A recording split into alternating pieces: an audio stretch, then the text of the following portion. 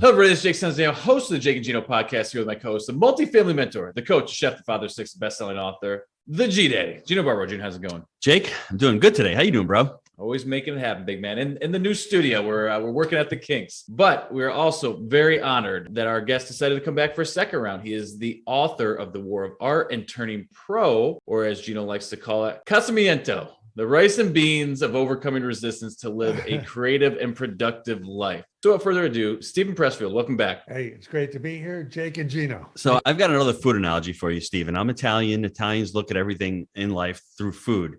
We've got Thanksgiving. This is the turkey right here, everybody. These are the mashed potatoes. This right here are the sweet potatoes. For the folks not on YouTube, he's holding up all of Steven's books right now. So I got The War of Art. I've got Turning Pro, Do the Work. The Artist Journey right here. Maybe some stuffing, some cranberry sauce, or as I get a little older, maybe some quinoa that day, but we'll leave it at that.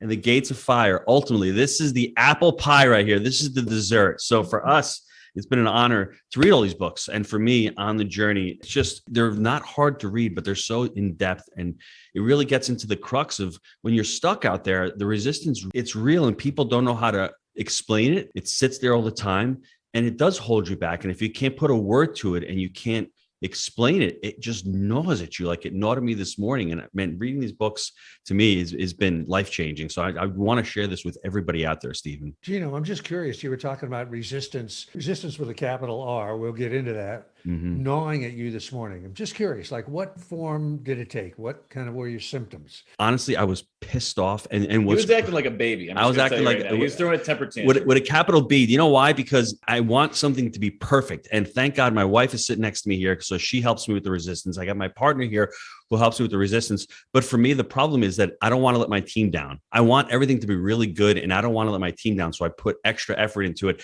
I prepare for things really well, which helps me kill the resistance. And it just sat there and it was just gnawing at me because I know it's not perfect. I know I can do better, but it's not going to stop me. I'm going to continue to blast through it. Like Jake said, we'll figure out the studio. It'll get better. The lighting will get better. The picture in the back will get better. But I'm old enough now where I know it's there and it's not going to stop me, Steven. Does that make sense? So the resistance then, Gino, was to podcasting in the new studio. And it's sort of a performance anxiety, huh? Yes. Well, nothing was working. And it didn't look the way we wanted it to. So everything was just, we needed more reps in order to fine tune it. We're not there yet. So. I think you're close. You look great. You guys look great. Yeah, it's the makeup, Steven. So before we get this kicked off, Steven, in case some folks missed our last episode with you, do you mind just giving a very brief summary of your background leading up to your writing success? The quick version is that it took me 28 years from the time I quit a job, which was in advertising in New York City, to try to write till I got my first novel published. And I worked a lot of different crazy jobs during that time. And a lot of what was holding me back was my own resistance with a capital R, my own self-sabotaging behavior as far as being able to, access my talent and believe in it and become a professional and actually do it. So I've been trying to write for about 50 years and have actually been professionally writing for maybe 25. So when you said 25 years professionally, where was the switch when you went professionally? What was that like for you? I would say when I say 20 professionally, actually I was writing professionally before that. But I would say when I first, like with the book you held up, Gates of Fire, and the one that came before that, The Legend of Bagger Vance, meaning that I actually wrote something that got published and was a success. Love that. And what triggered you? Because in the book you say it was that year you're working that you became a professional. Can you describe that for people? Because I'll share my story after you share yours. And just the whole idea of, oh, wow, now I'm a professional. I'm not an amateur. Amateur means to love in Latin. So all of a sudden that switch goes on, you become a professional. Okay. If you promise to tell your story, Gino, because I want to hear this. I will. Mine was that for, I don't know, maybe 8 or 9 or 10 years, I was trying to write and I could never finish anything. I would always choke right at the finish line. And at one point, I saved up enough money that I could live for a couple of years, which this was far enough in the past that amount of money was $2,700 that I could live for 2 years on, which I did. And I rented a little house in a little town in Northern California. And I just sat down and I had a book I wanted to write. And I said, I'm going to finish this book, because finishing was my big bugaboo, or hang myself, And for that period, I had like no TV, I had no radio, I had no stereo, I basically had no friends. I just was isolated working on this book, and I would write all day and read, when I was done, all the stuff you promise yourself you'd read in college, but you never do. Mm-hmm. The Brothers Karamazov, War and Peace, Fathers and Sons, all that sort of stuff. And during that time, when you work on a concentrated level, day after day after day, energy starts to concentrate around you. You get into a state of mind. It's not like an altered state, but you're so focused. And I was so driven to do this that, that was really when I became really, in my own mind, I became a pro. I had not succeeded yet. The book that I finished during that time couldn't get published. And the one after that didn't get published either. But in my own mind, I said to myself, I've done it. I'm not an amateur. I'm not a dilettante. I'm a full-time pro. I love that. For me, Steven, it's 2008 and the Great Recession is looming. And I'm reading the book, The Secrets of the Millionaire Mind by T. Harv Eker. And I remember reading the book and I got really pissed off at T. Harv. Don't know why. It's just a book. He wrote it. I'm taking it myself. And I'm saying to myself, this whole responsibility thing. And then it clicked. And I'm like, he's right. Everything in this book, your fruits are your roots. I decided to invest an exorbitant amount of money for me at the time to start mentoring and learning real estate. And I had met Jake. So I'm working at it for a year and then I'm starting to invest. And I hear everyone around me say, life is not all about work.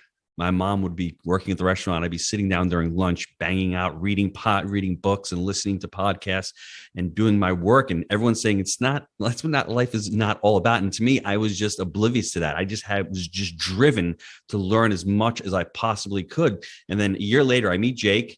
And then a couple of years later, and like you said, it doesn't happen overnight. He moves down to Knoxville. We stay in touch, and I'm still working really, really hard. But that year of 2008, when the economy went all to hell, and I'm thinking to myself, I really need to find something else. And that for me was the pivotal turning point. And it took 5 years after that for us to close our very first deal. So very similar to you, I can pinpoint that time to everybody out there. So for everybody listening, even though you may not have the success, just go back to think of when you became totally committed to what endeavor you're trying to accomplish. And that's when you turn professional. That's a great story. Steven, I'm not sure how to properly pose this question to you. I don't know if it's why or how. So I'm just going to put it out there. Why or how did you keep going as a writer?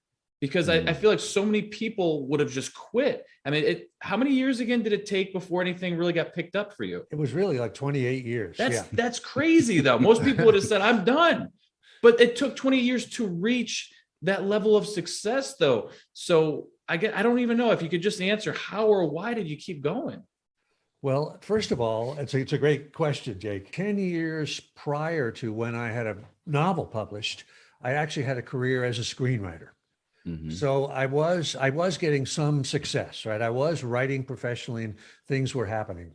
And before that, it was like, I would try from time to time to get a straight job, all different kinds, like white collar jobs, blue collar jobs, and sort of say to myself, okay, I'm giving up on this crazy idea of being a writer. Let me get a real job. But I would get so depressed.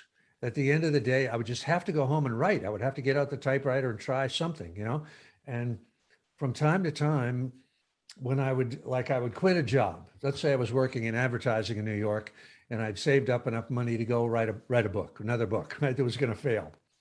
And my boss, this happened 3 times, they always were friends. They would call me in. I know you guys know this sort of story, and they'd say, don't be crazy, Steve. You're just throwing your life away. We'll give you a promotion. We'll give you an office. We'll give you a raise. Stick around. Don't be a maniac, And I would go home and I would say, they're right. I'm just crazy. My family thinks I'm crazy. Everybody thinks, but I just couldn't do it. I couldn't stay there and work at that job. I just had to try it one more time. It's beautiful. And so that's kind of the answer. I was too depressed doing anything else other than that. And so I just had to keep going. Now for Jake and Gino, this is real easy. You say, stay stupid. For us, very easy to stay stupid. What do you mean by that in the book, though, to stay stupid? This is in, I guess it's in Nobody Wants to Read Your Shit. Is that where this is? Yeah. That's one of my books. Yes. And what that really means kind of as a writer, and this applies to entrepreneurialism and everything else. Let's say you have an idea and you want to plunge and you start to plunge in on it. And immediately you're starting to work. You'll get second thoughts. You'll have doubts, self-doubt, and you'll say to yourself, well, the market really isn't that, I'm doing a Western. There hasn't been a successful Western in the last since, Rio Honcho, whatever it is. And in other words, that voice in your head will be sort of a quote unquote smart voice. It'll be kind of the conventional wisdom. And my theory is to stay stupid and just ignore that voice, and follow your own heart. You had an instinct, you wanted to write this thing or make a movie or start this business. I'm sure, Gino, you had that, people where your family was saying to you, this is crazy. You're never going to make any money at real estate. You're a maniac. Why don't you just stay with the restaurant or whatever, blah, blah, blah. But to stay stupid means just sort of trust that instinct, that crazy instinct that says, I love doing this. I want to, I just feel it. Let me go for it. So I just wrote a quote down that popped into my head when you said that. Greatness is on the other side of your smart voice. Don't listen to the smart voice, because there's a pot of gold at the other end of it, I think is what I'm hearing. I think there's a lot of truth to that, Jake. It's like my bosses in advertising who would offer me a job and say, stay around. That was the smart voice, right? That was the smart thing to do. Anybody that had any brains would have done that. But if I had done that, I'd have hung myself by now. So I'm glad I didn't do it.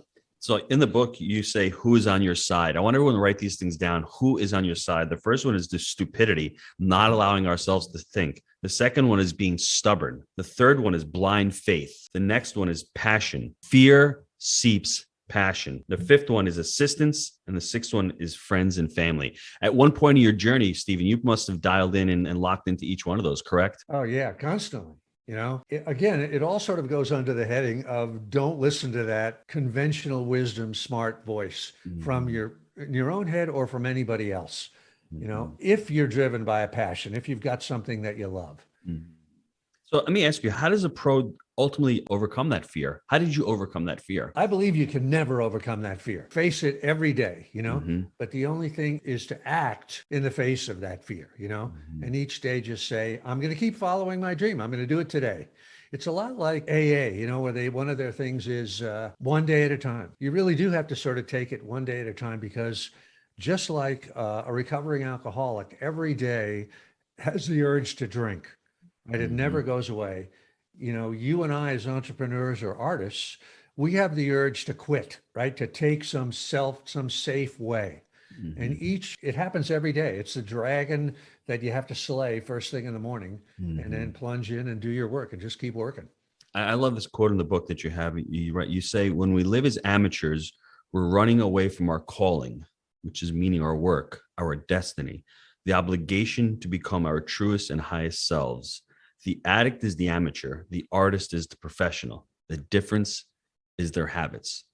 To me, that's really, really a profound statement. Would you want to expand on that a little bit for us? There's a lot in there. I didn't even realize I'm hearing it. I mean, one of the things that I talk a little bit in, I'm not sure even which book that is, but about addiction. And that when we're running away from doing our dream, from following our calling, whatever it is, a lot of times we'll fall into kind of what I would call shadow activities. One of the things I talk about is a shadow career. We'll get a job that is adjacent to our dream job, but is not our dream job, but is a lot safer. Like sometimes people will work as assistants to a creative person or an entrepreneur or whatever, when they themselves want to be entrepreneurs or want to be artists, but they think to themselves, well, I just don't have what it takes. Let me just be an assistant. And another kind of example of that is Hollywood, in the movie business, they have entertainment lawyers, big entertainment law firms that will represent directors and writers and actors and so on and so forth. And if you talk to a lot of these lawyers, they want to be writers. They want to be filmmakers. They want to be directors, but they have sort of chosen this career, the law, particularly entertainment law, that's like adjacent to making movies, but it's not making movies.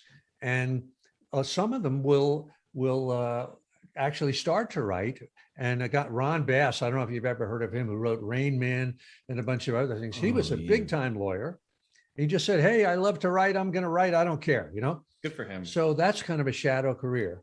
But another shadow activity is addiction, where what happens is if we have a dream inside us, right, and we don't act on it, that energy doesn't go away. It goes into another channel. And a lot of times it goes into a negative channel. And a lot of times that channel is some form of addiction, some sort of just we can't control. And if you look at the life that an addict lives is a lot like the novel that addict would like to write, if you know what I mean, or the movie. Yes. Or it becomes a person who kind of veers into addiction creates drama in their own life. That's sort of their shadow work of art. And it is a work of art because it's really fascinating. There's people go to jail, they get in fist fights, they have crazy love affairs, they get thrown out of their house. All kinds of drama happens when, at least I'm not a doctor, but this is my theory. Yeah. That if they would face their dream, whatever it is, to be a musician, to be an artist, to be whatever it is, the need to be an addict goes away. Because now you're actually enacting your dream instead of letting that energy channel itself into a negative channel. Steven, do you think these people actually realize what their dreams are? I mean, is it their subconscious? Do you think they're even aware of what their thoughts are? Do you think, like, they become a lawyer, but do you think they even know that they want to get into acting, but they're in legal? I do. I think we had like 5 people here in the studio with you guys, right? Let's say, and you sort of forced them and said, in 2 seconds, tell me your dream. First thing off the top of your head, that people would be able to do it. They'd say, I always wanted to be a rock star, or I wanted to be a cowboy. We sort of know it, but I think what happens is as soon as that dream pops into our head, second voice comes in and says, oh, that's crazy. You'll never be able to do that. You do that, forget it. Be an astronaut, forget it. So we sort of push that dream down, and we've doubted it so many times. But I do think that people do know what they're, at least in a general area, they sort of know, I want to do something that helps people. I want to do something that, would help the environment or would, whatever. Or maybe they just say, I just want to be rich. That's valid too. Yes. So what I want everyone to do is just stop for a second. Everyone who's listening to this, stop for a second and think real quick. What is your dream? What do you want to do? And if you feel resistance towards it, go out and buy the book, The War of Art. Start with the turkey right here, because this is a really important book, because resistance is going to pop up. It's supposed to pop up, because if it doesn't pop up, then it doesn't really mean anything to you. And that's really, really important. I'll give you an example for myself. We just started taking opera lessons with the kids. So I'm singing opera right now. And I didn't think it would be that big of a deal. I didn't think I would like it that much, to be honest with you. I was a dramatic tenor. I didn't think I had a great voice, but my teacher is telling me I'm really good. And now it's a little nerve wracking. Now, every time I go into the studio to perform, there's a little resistance there. And whenever I get up in front of people, there's resistance there. So that means that I'm supposed to do it. That it actually means something to me. So everybody out there, if you have a dream, you're supposed to have resistance. It means something to you, which is really important. Do you want to expand on that, Steven? First of all, I got to congratulate you, Gino, on doing that. I think that's fantastic. You got a great name for a tenor. You're Yes, I do. Really. Better name than better voice, but it's okay. One of the analogies that I use, I might even have said this the last time we did our little show together, was that I think of the dream, like you being a tenor, let's say, or whatever it is like a tree in the middle of a sunny meadow. And the instant that the tree appears, a shadow appears, right? The tree casts a shadow, and that shadow is resistance. So it's almost like Newton's third law of motion. Everything produces an equal and opposite reaction, right? In space or whatever it is. So that as soon as we have a dream of some kind, immediately its shadow will appear. But the good news is the dream always comes first. There would be no resistance if there wasn't a dream. And in fact, when we find ourselves experiencing massive resistance, it's good news, because it shows that the tree is really big. Mhm. If it's a big shadow, there's a big tree.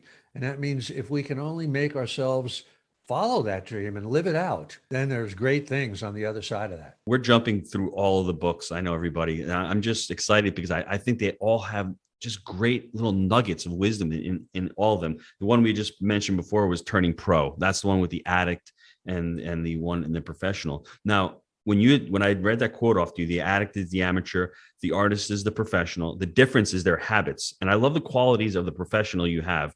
And that story, everybody, he's got the story in the book of pulling the pin when he was working on the railroad. You know, the amateur pulls the pin and he's gone. And some of these qualities, I'll read them off, and then I want Steven to comment and really discuss them because it's important. The professional, their habits, they show up every day. They're long-term.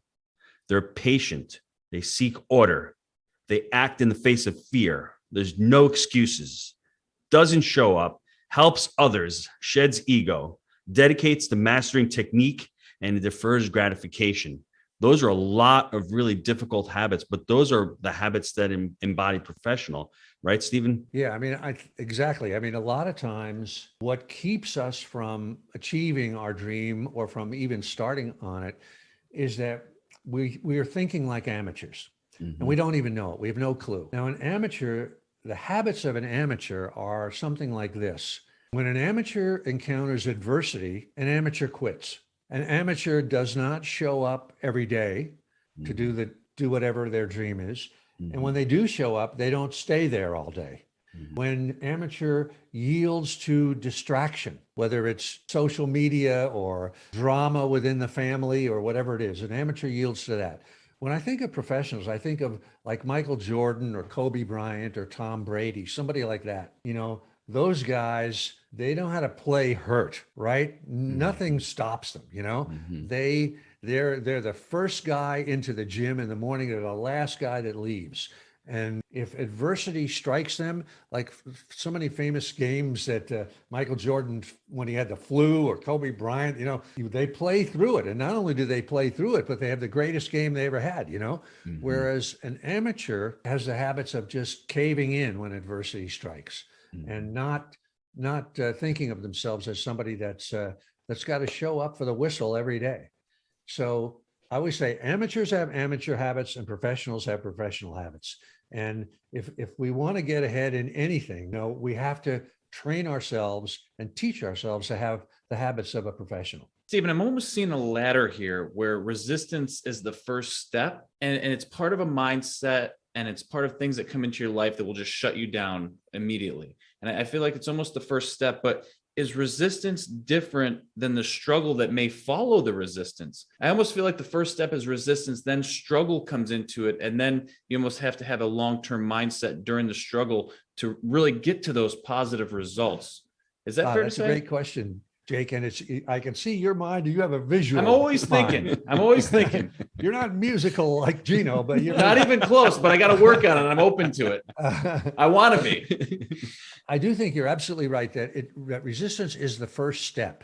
It's sort of like diving into a cold, icy pool. Yeah. Right.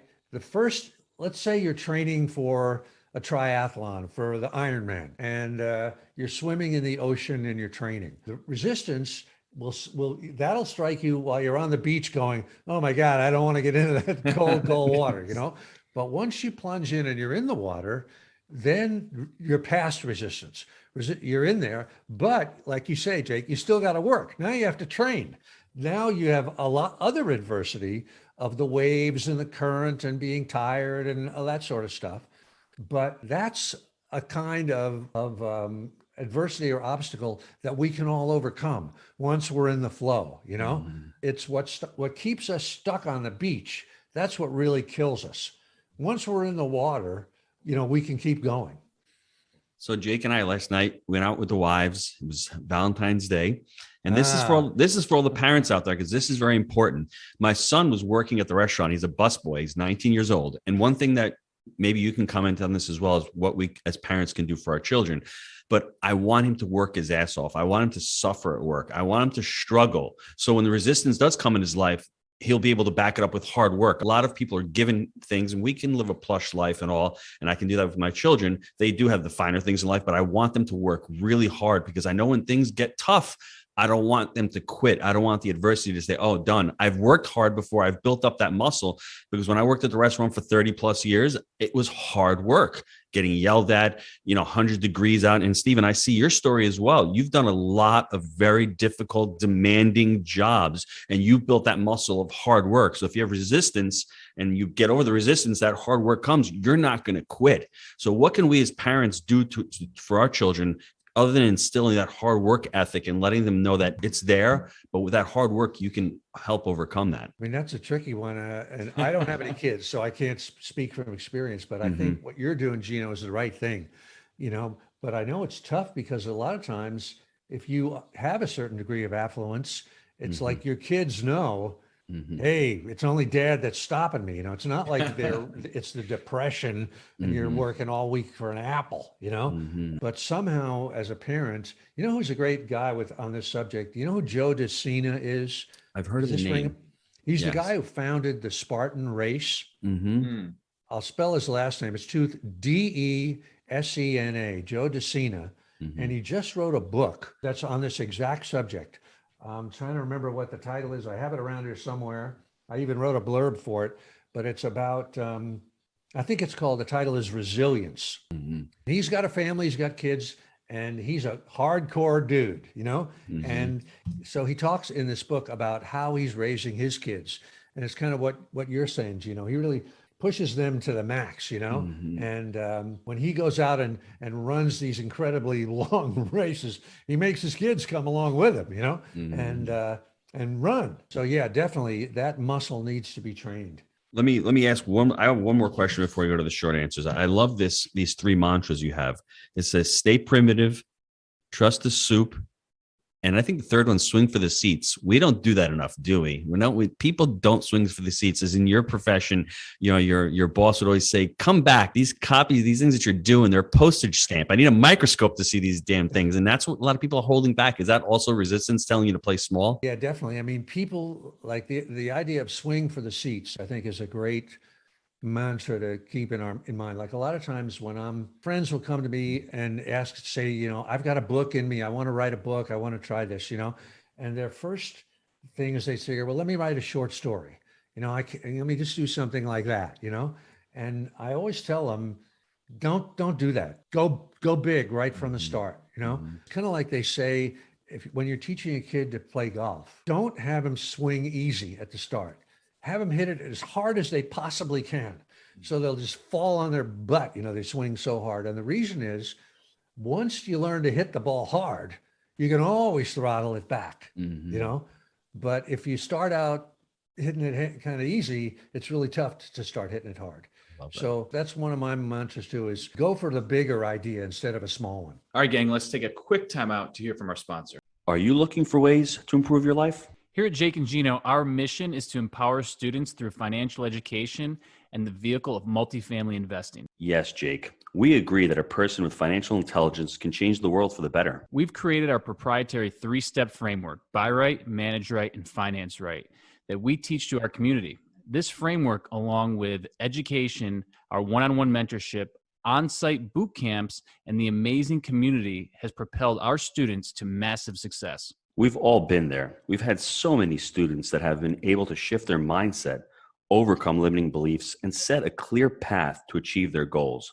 Whether you're currently fixing and flipping, wholesaling, or buying single-family rentals, and you know that multifamily investing is the right vehicle for you, I encourage you to visit jakeandgino.com/apply to schedule your complimentary consultation with our team. And I want to let you know this isn't a high-pressure sales call. It's really just a discovery call to get to know each other better and see if we're a good fit for working together. And if for any reason we're not a good fit, our team has tons of resources we will share with you to help you along your journey. If you're ready to stop spinning your wheels, go to jakeandgino.com/apply and schedule your call now.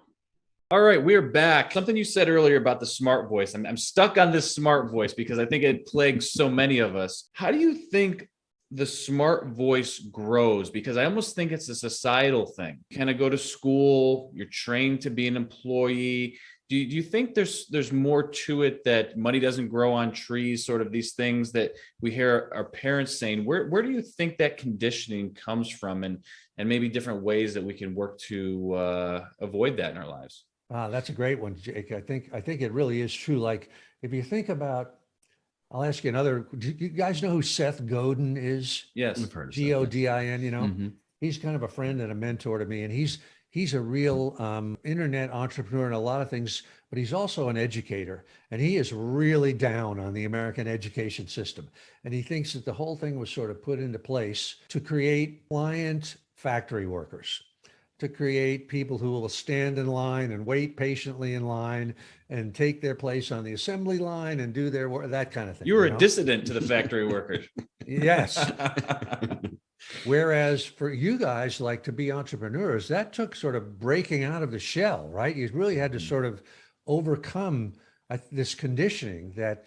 I'm with you, though. I don't think I had a choice. I think it was just this innate fire that was there that was eventually going to come out at some point. Because I kind of related to you when you were talking about it. It just wasn't going to work for you. Yeah, but you're right that we're conditioned by that. And I think it's that conditioning is well intentioned. It's like, you know, my dad grew up in the Depression, you know, and he had a lot of hard times. And his dream for me as far as education was that I become an engineer. And I actually signed up for engineering school when I first went to college. And the reason he wanted that for me was he thought, you know, the bottom can drop out of the economy. Things can go totally to hell. Get yourself a job that, you know, there's always going to be a demand for. They'll always need accountants, right? That kind of thing. And so it's well-intentioned advice, but if you have a dream, it's going to kill that dream. So that's that smart voice that we have Think to about that advice. They'll always need accountants. They're always going to need X. Fill in the blank. They're always going to need. What does that do for your soul to be, well, they're always going to need you? That is, there's such a lack of passion and fulfillment there. If you really kind of strip that down, and I think that's all contributing to that smart voice. That's the smart voice speaking there. There's always going to be fill in the blank. Smart voice. It's not really smart. Yeah. Yeah. And of course, these days, people would say something like, well, they're always going to need people who can work in printing. Yeah. And then they invented, you know, the printer and the digital this and that. Now they don't need printers. And pretty soon they're not going to need accountants either, because it's all going to be automated and in the software. But what they don't say is you always should chase your dream. You always should find the stuff that lights your soul on fire. We don't hear those things. So No. Just because I'm curious, this is a selfish question. How were the $2,700 per years? What was your life like? Did you enjoy them? Were you living a fulfilled life? You were grinding, clearly, reading, writing, and it seemed to be maybe a little bit of a hermit life there as well. Was it enjoyable? Can you dive into that a little bit? Yeah, it was really enjoyable. In fact, I look back on it as in many ways, kind of the best years of my life. You know, I lived in a little house that was for $100 a month. You know, I had I had my cat and me.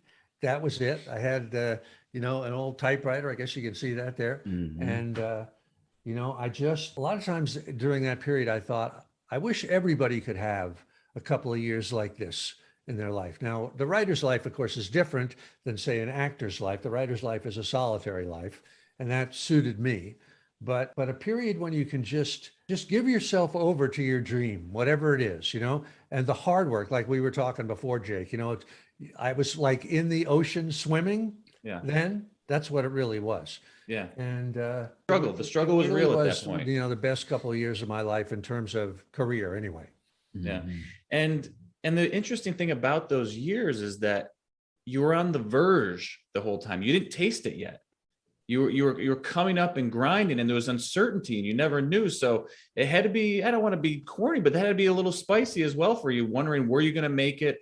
but you're working your butt off. It's just, I don't know. I think it's very exciting to just even think about that. So, Well, you guys must have had that exact same feeling, I'm sure, as at the early stages of your real estate career, right? there was definitely times when we weren't sure if this thing was going to connect or not. I remember just silly stuff. We were self-managing our apartments, and we had our first building was very, very rough. And I remember, texting people and trying to get them to pay. Hey, can you meet me at McDonald's to pay the rent? And we were being strung out, and things were breaking left and right. It was a disaster, but I wouldn't have traded it for the world. We learned a ton, and then it helped really, create the business that we have today. So yeah, I wouldn't have traded those years. I don't know if I want to go back and do them again right now because they were a huge struggle. So Steven, for me, the issue how I overcame resistance, and this is something important that everyone should hear. I had an accountability partner. I was accountable to somebody. So it really helped me push through my resistance. And the second thing was I'm facing my mortality. I'm getting up in age, and I haven't achieved my dreams yet. I haven't become the entrepreneur that I want to become. And then I have my children here who I want to be a role model to. I want them to see dad enjoy work. I don't want them to have me go to work, come home upset, come home angered, and not feel fulfilled. So that also fueled my way to get over resistance. So I had so many different levers going on at the same time. And I didn't want to make any more excuses. I wanted to at least try. And for you talking about that smart voice, I had my mother in the background who I worked with at the restaurant, the smart one saying, you've got 6 mouths to feed. You have 6 children. So you've got 6 mouths to feed. You can't take a risk. We have to stay small. And I'm sitting there all the time fighting that resistance because I know she means well, but thankfully I had enough. I don't want to call them demons, but I had enough anger inside of me, and I had enough passion that I wanted to really do it for myself, but I also wanted to see my children. Now that my children are in the business, they see dad, they come to his events, they're really happy. They're really part of the business. And that's really what I wanted. I wanted a family business where we could help others, help, achieve impact. And also really when they look at dad, they go, I want to do what dad does. Cause I never wanted them to think of work as being drudgingly, or you have to do it. I wanted them to say, this is what I want to do when I grow up. I don't want to tell them what to do. So that's what really fueled me. Yeah, that's great. And now you'll be a tenor very soon. God bless you. I know I might be losing him. He might be out the door here. I don't know. So, all right. I got a tough one for you.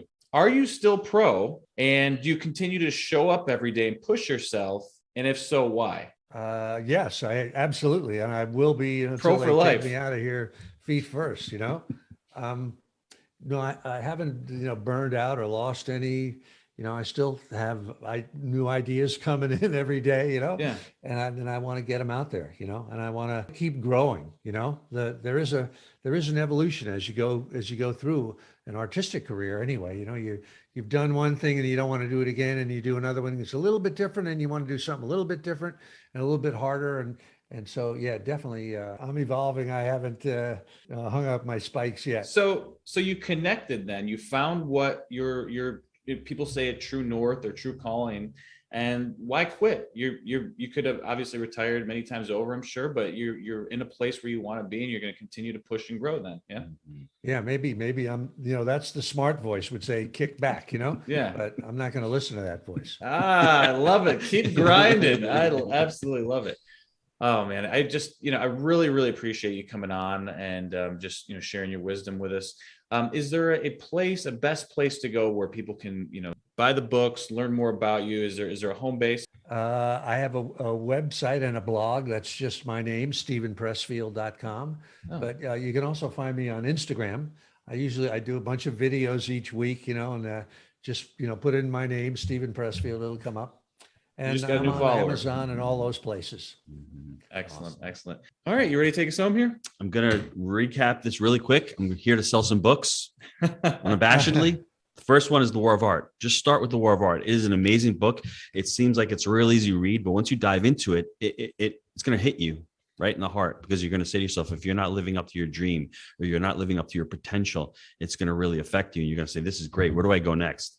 The next one is Turning Pro. This was an awesome book. And, I've got a bunch of notes in here. This talks about the qualities of a professional. It talks about being addicted to failure, pulling the pin. There's some amazing stories. Do the work. This is simple. I want my son to do the work, do the bus job, do the hard work. This is what leads to success. Artist's Journey. Now, this is an awesome book. This is just like the first one. There's so many golden nuggets in this book. And finally, one that I have right here, The Gates of Fire. This is the apple pie. As you can see, I was reading this in the hot tub, but one of the kids jumped in, got it a little bit wet. I haven't finished reading That's it yet, the good but stuff right there. this is the one. As you can see, this is the one that I'm putting off because this is not for my personal development. The smart voice is telling me to read this, but the stupid voice is telling me to continue to dive into Steven's books where I can work on my personal development and I can overcome resistance. And like I said, once again, everybody, stop and take a second, 2 seconds, and think about where your dreams are. What do you want to do right away? Bam. And if you know it and you're not pursuing it, let's start off with the War of Art and let's start out how we can overcome our resistance.